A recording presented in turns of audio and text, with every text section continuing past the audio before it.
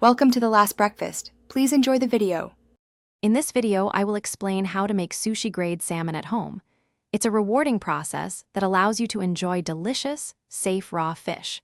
The most important step is starting with incredibly fresh, high-quality salmon from a trusted fishmonger.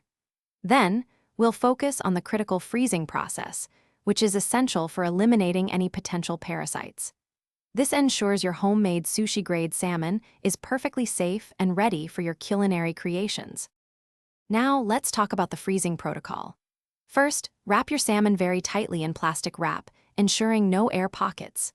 Then, add a second layer of aluminum foil for extra protection against freezer burn. You have two main options for freezing. Either freeze at -4 degrees Fahrenheit or colder for at least 7 days, or, if your freezer can reach it, freeze at -31 degrees Fahrenheit or colder for a minimum of 15 hours. Both methods effectively eliminate parasites. Once your salmon has been properly frozen, the next step is thawing and preparation. It's crucial to thaw the salmon slowly in the refrigerator, never at room temperature.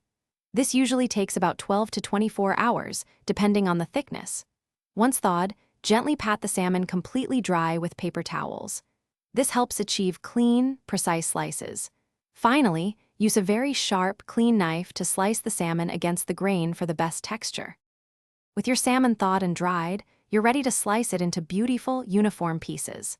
Aim for about 1/4 inch thick slices, cutting against the grain for that perfect texture. Your homemade sushi-grade salmon is now ready to be enjoyed. You can serve it immediately in your favorite sushi rolls, as sashimi, or even in a delicious poke bowl.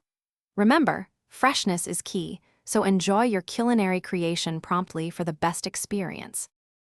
Thanks for watching. If this was helpful, leave a like and consider subscribing. See you next time.